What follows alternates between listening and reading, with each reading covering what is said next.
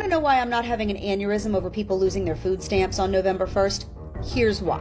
Come grocery shop with us. It go by faster. I should not have to pay to feed you and your 9 children. I'll be the selfish one. My kid comes first in my eyes, not you. I would take a third job. I have 2 jobs. I would take a third job if I had to, just to make sure my kids ate. What are you doing for your kids besides coming on the internet and bitching that you don't have? And coming for black women, no. You just make yourself look stupid. She got SNAP, EBT, and a degree, huh? Katt Williams is back in the spotlight again, and this time it's not because he's calling out the industry or roasting another comedian. Instead, he's clapping back at a wave of online Karens who are making tone-deaf jokes about government food assistance cuts and taking shots at women of color who rely on food programs. Ever since news broke about federal food aid being cut under Trump, social media has been flooded with videos of certain users saying things like, "Good, get a job," and "I don't want to pay for your kids."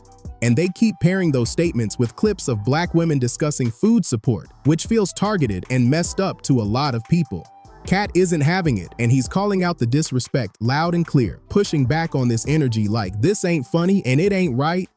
I don't want to see nobody on here complaining about food stamps that was posting beach pictures and new tattoos all summer, okay? Thank you. Here's the real deal about food aid that these so-called Karens seem clueless about. First off, the biggest group using SNAP in this country is actually white households, not the people they keep trying to point fingers at. Folks love acting like they know everything, but they're out here spreading false info like it's gossip on the street.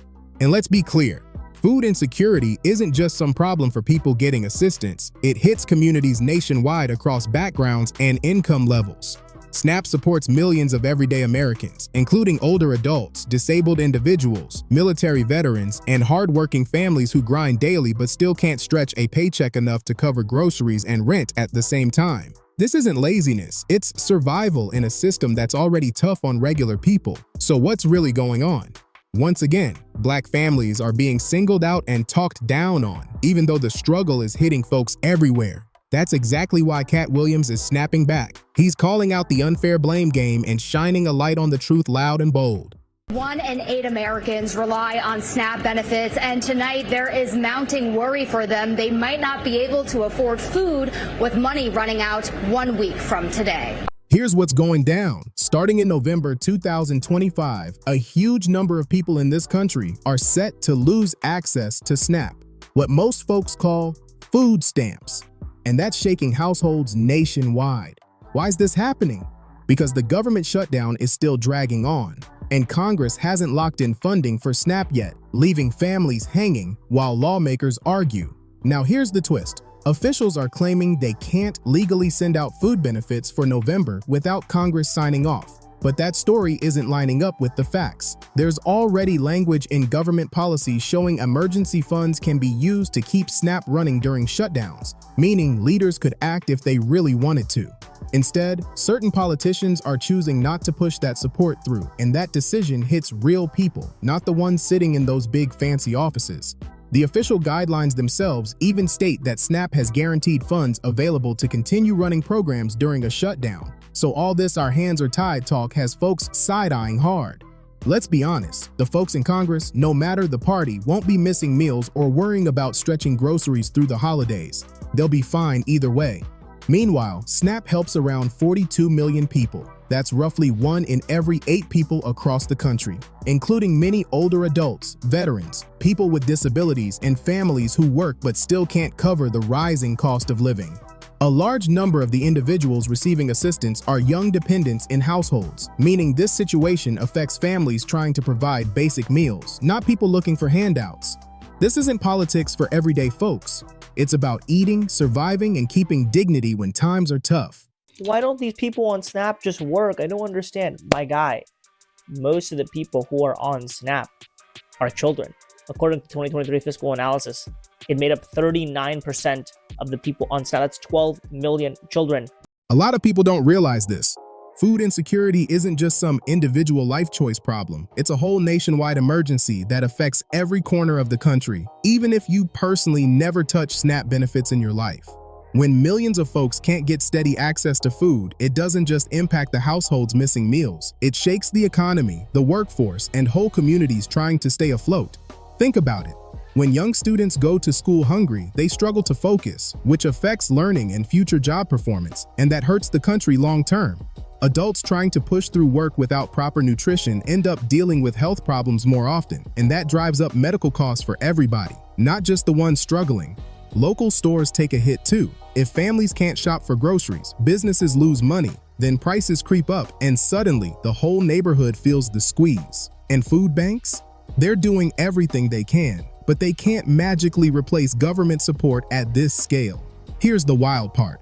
About 47.4 million people in the U.S. face food insecurity, including 13.8 million young individuals in households who rely on adults for meals. While at the same time, this country has over 900 billionaires with a combined wealth of around $6.8 trillion. That means this problem isn't about not having resources. The resources are here, but the gap between the ultra-rich and everyday working families keeps stretching wider. This is straight up about wealth inequality growing like crazy, not about people being unwilling to work or take responsibility. And that truth is getting harder and harder to ignore. The US is one of the wealthiest nations in the world. It ranks first based on total GDP and seventh based on GDP per capita.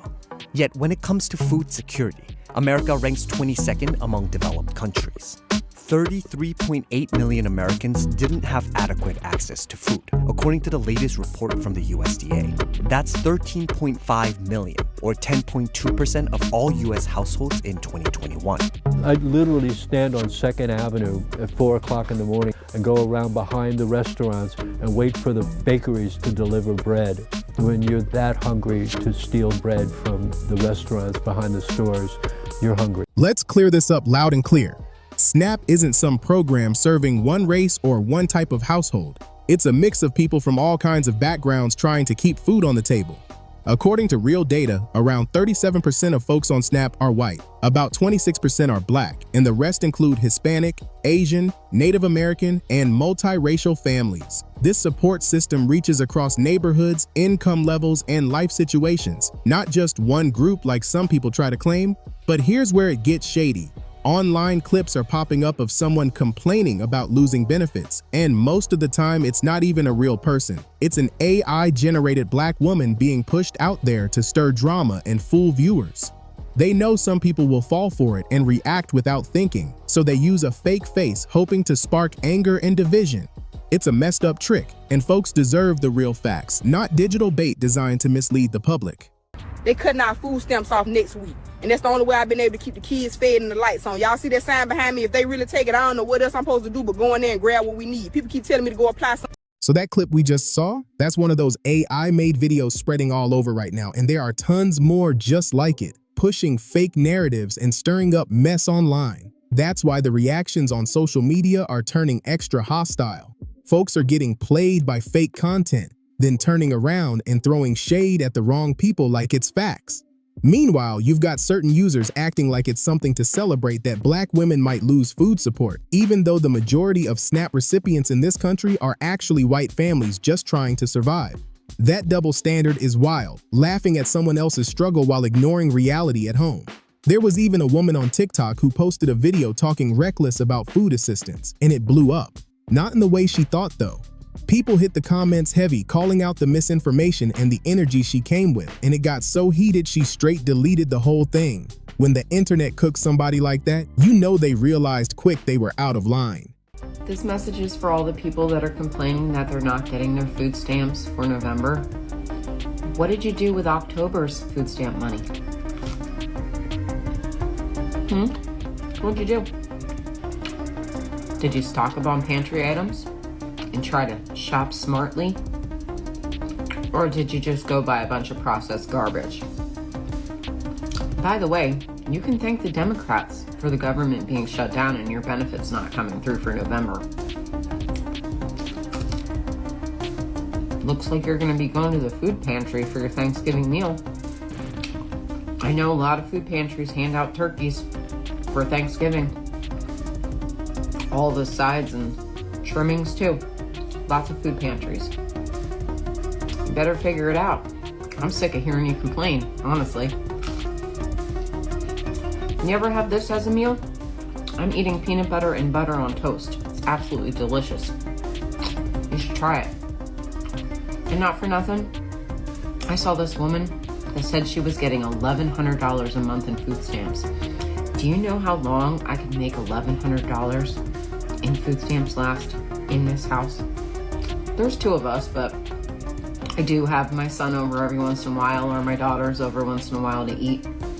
I feed them too, and we always got food in our house, no matter what.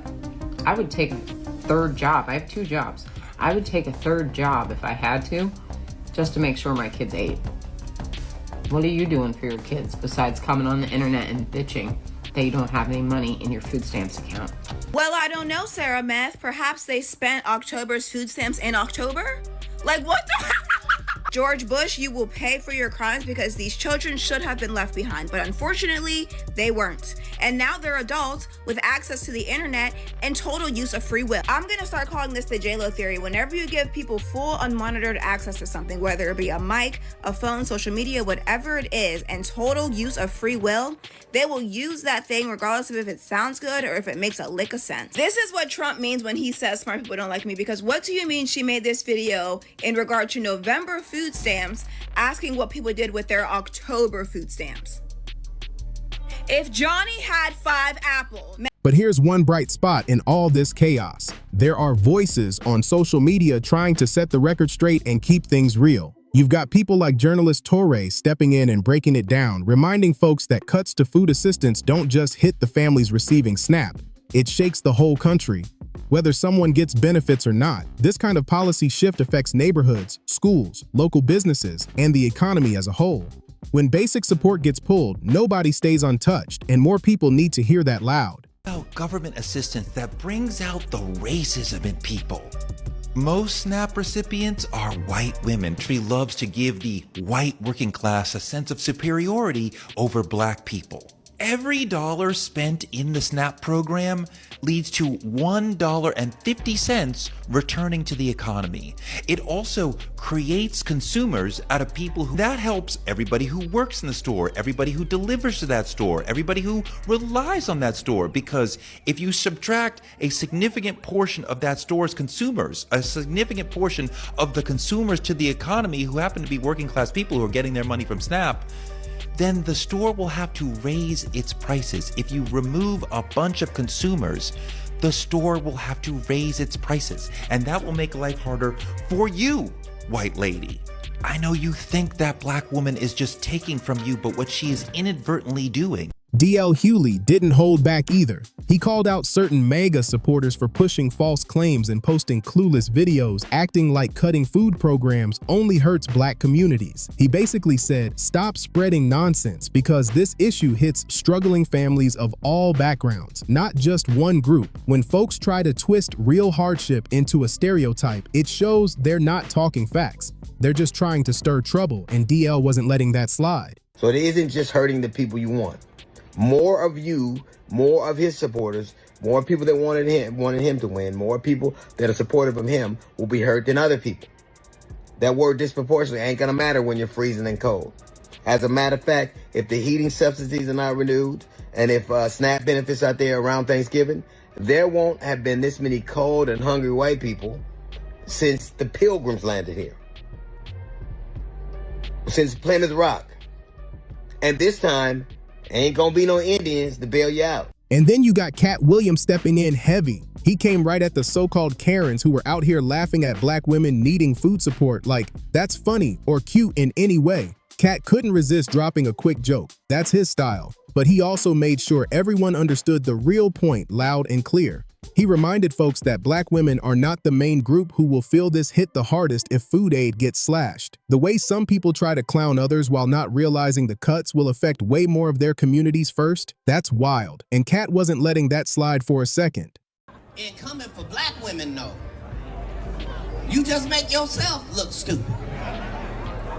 The black woman is the most educated person in the United States of America by 27%, bitch. She got SNAP, EBT,